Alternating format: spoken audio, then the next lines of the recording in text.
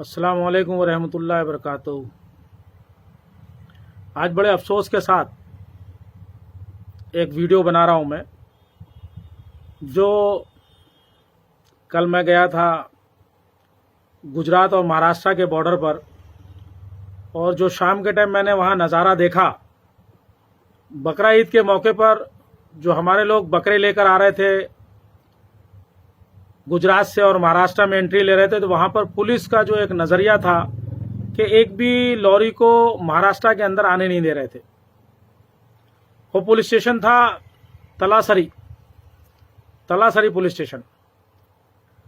और जब मैंने वहाँ माहौल देखा तो पुलिस से भी बात किया, और वहाँ से मैंने एक लाइव वीडियो बनाया था फेसबुक के ऊपर, क्योंकि अंधेरा होने की वजह से ज़्यादा कुछ बोल नहीं पाया और बना नहीं पाया मैं सही से।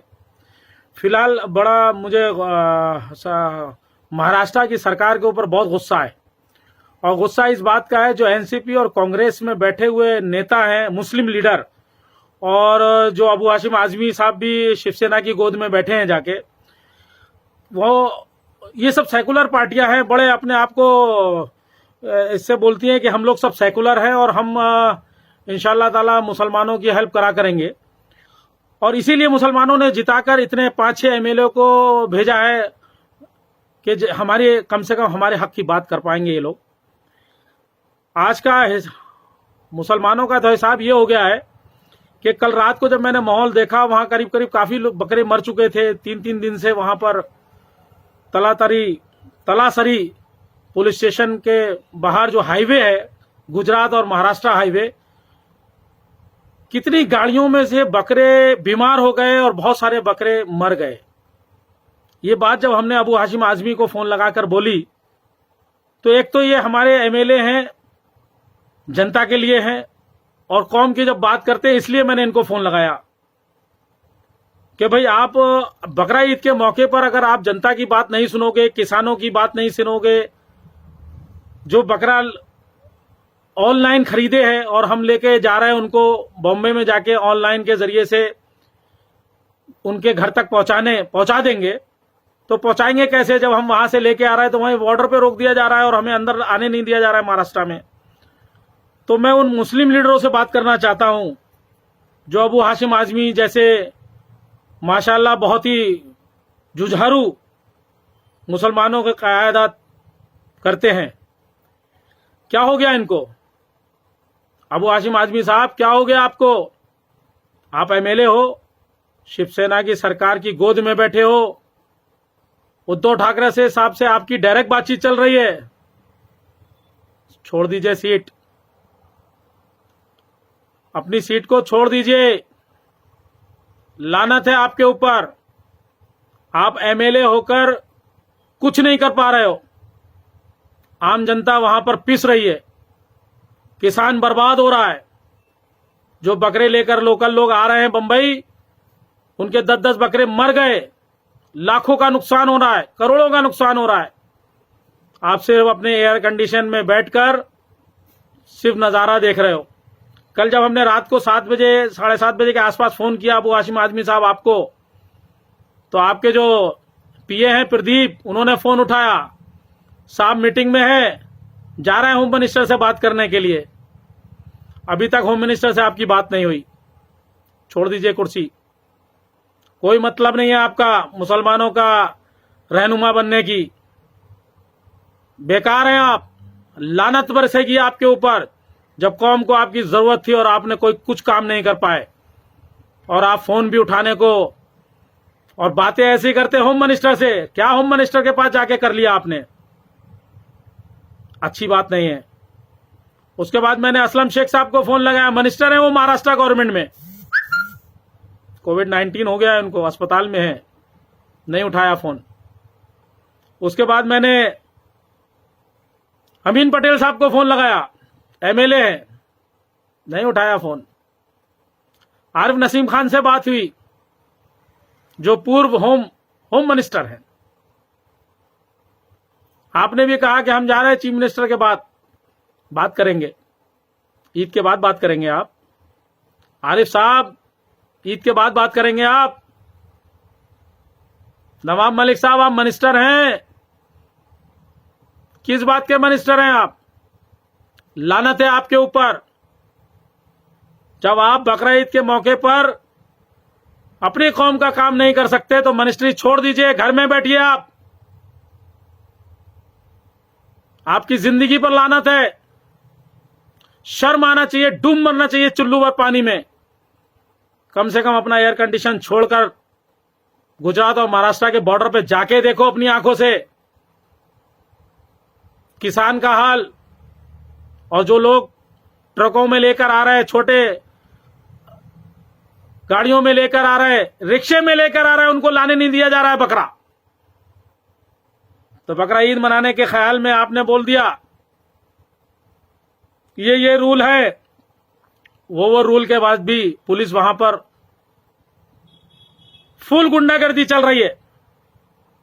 और मैं तो पुलिस को इसलिए नहीं बोलूंगा कि पुलिस क्या करे, ऊपर के हाथ नवाब मलिक साहब मिनिस्टर हैं, आरिफ नसीम साहब आप भी सुन रहे हैं, नवाब मलिक साहब, अबू हाशिम आजमी साहब, बड़े जिम्मेदारी से के साथ कह रहा हूं आप कुर्सी छोड़ दीजिए।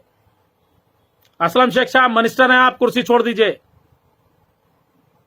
लानत है आप लोगों के ऊपर। कोविड-19 है, आपके सारे उसूलों को माना हमने गवर्नमेंट, महाराष्ट्र गवर्नमेंट की सारे उसूलों को माना। अभी ईद गई है 2 महीना पहले, घर में ही हमने रोजे रखे, नमाजें पढ़ी, तराबी पढ़ी, सब घर में किया जैसा आपने बोला। लेकिन बकरा ईद तो घर में नहीं मनाई जा सकती ना। बकरे के लिए तो हमें बाहर निकलना पड़ेगा। चलिए ऑनलाइन हमने बकरा भी खरीद लिया, लेकिन काटने के लिए तो बाहर जाना पड़ेगा ना। जब बकरा ही हमारे पास नहीं आएगा तो बकरा ईद कैसे मनाई जाएगी?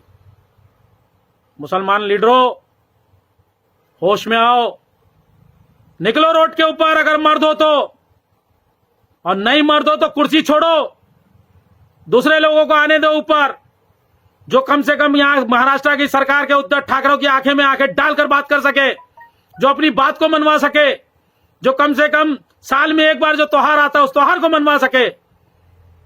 कैसे नापुंसक एमएलए हो तुम लोग। अबू हाशिम आजमी, शर्म आना चाहिए तुमको।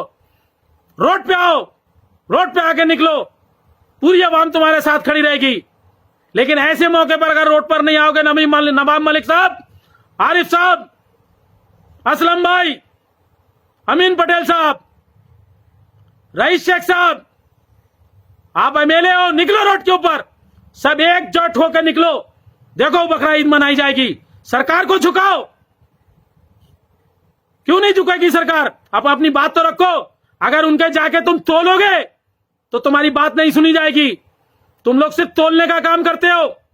इलेक्शन का वक्त आता है तो सिर्फ बेवकूफ बनाने का काम करते हो। तुम मरो चुल्लू भर पानी में। जाके देखो, मैं गया था, सुबह लौटा हूं वहां से, महाराष्ट्र और गुजरात के बॉर्डर से। मैंने देखा वहां पर मुसलमानों के साथ क्या हो रहा है। तुम खाली एयर कंडीशनों में बैठे हुए मंत्री, अपने को मंत्री पद मिल गया, एमएलए बन गया, बैठ गए अपने। अल्लाह भी तुम्हें नहीं छोड़ेगा इंशाअल्लाह। कब्र में जाओगे, तुमसे सवाल किए जाएंगे, तुमसे पूछा जाएगा तुम्हें ओहदा दिया था तो उस ओहदे का नाजायज फायदा मत उठाओ, मत तोलो उन लोगों की जो मुझे मालूम है तुम्हारे कभी फेवर में नहीं आने वाले। तुम उनकी गोद में बैठे हुए हो। बैठे रहो तुम ऐसी, एनसीपी वालों, कांग्रेस वालों, समाजवादी पार्टी वालों, बैठे रहो ऐसी गोद में, नपुंसक बन के बैठे रहो।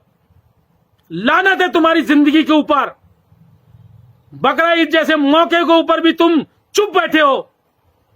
रोड पे नहीं निकल सकते, घेराव नहीं कर सकते। घेराव सब चीफ मिनिस्टर का घर, अपनी बात को मनवाओ। और नहीं बनवा सकते हो तो कुर्सी छोड़ो, दूसरे मुसलमान लीडरों को ऊपर आने दो। होम मिनिस्टर से बात कर रहे हैं, चीफ मिनिस्टर से बात कर रहे हैं, क्या बात कर रहे हैं 3 दिन से? क्या रिजल्ट निकाला तुमने? कुछ नहीं निकाला और निकाल भी नहीं पाओगे क्योंकि तुम्हारे अंदर ताकत नहीं है। तुम ऐसी सरकार के साथ में गठबंधन में हो कि तुम कुछ कर ही नहीं पाओगे और तुम्हारे बस की बात है भी नहीं। बहुत कुछ कहना है तुम्हारे बारे में, रोड पे मिलोगे तो तुम्हें बताऊंगा मैं। काला मुंह करूंगा रोड के ऊपर तुम सब अबेलों का कि जब ऐसे मौके पर अगर तुम काम नहीं आओगे तो लानत है। तुम सबका काला मुंह करूंगा, बता दे रहा हूं। अब की चुनाव में तुम उतरो खाली, तुम्हें ये सब बातें याद दिलाऊंगा इंशाअल्लाह ताला, तुम्हें सब ये बातें याद दिलाऊंगा। लाखों करोड़ों का नुकसान हो चुका है किसानों का, मुसलमान भाइयों का, और कितनी बुरी तरीके से मारा जा रहा है वहां पर। पुलिस इतनी बुरी तरीके से डंडों से ला रहे। भाई कोई गुनाह किया है क्या हमने? हम बकरा खरीद के अगर आके ऑनलाइन तरीके से अगर उनको लोगों के घर में डिलीवरी करेंगे, बकरे को देंगे, तो ये गुनाह है क्या? एफआईआर हो रही है मुसलमानों के ऊपर, और तुम्हें फोन करो तो तुम बोलते हो चीफ मिनिस्टर के पास जा रहे, होम मिनिस्टर के पास जा रहे। लानत है साले तुम्हारे ऊपर, लानत है तुम्हारे ऊपर। डूब मरो, डूब मरो, डूब मरो, कोई फायदे के नहीं हो तुम, कोई मतलब के नहीं हो जो तुम। एक लीडर नहीं गया वहां पर, एक लीडर। 3 दिन से वहां पर लोग परेशान हैं। 200 ट्रकों को पुलिस ने वहां से रिटर्न कर दिए, वापस कर दिए। कम से कम नहीं तो 50 से ज्यादा बकरे मर चुके हैं वहां, हजारों बकरे बीमार हो चुके हैं। कल रात को सुबह 5 बजे भी एक 30 बकरे लेकर आ रहा था, उसके ऊपर एफआईआर हुई, इसको जेल में डाल दिया गया है। बकरे भी नहीं दिए जा रहे। तलातरी पुलिस स्टेशन की बात कर रहा हूं। बात करो सीनियर को, कमिश्नर से बात करो। तुम नहीं कर सकते हो, मुझे मालूम है, तुम्हारे बस की बात नहीं है। नपुंसक हो तुम सब, नपुंसक हो तुम सब, समझे ना? नपुंसक हो। कोविड-19 सुना ना, माना ना हमने। रमजान ईद ईद घर में मनाई ना, सब मनाया ना। ये तो नहीं हो सकता ना घर के अंदर। ऑनलाइन लिए ना बकरे, उसके बाद भी तुम 7-8 एमएलए होकर कुछ नहीं कर पा रहे हो। बैठे रहो घर में, बैठे रहो। देखूंगा एक दिन इंशाअल्लाह तुम्हारे मुंह काले करूंगा। बहुत कुछ कहना है, लेकिन मैं अभी इतना कुछ कह दूंगा कि ये सब बेचैन हो जाएंगे। अल्लाह हाफिज।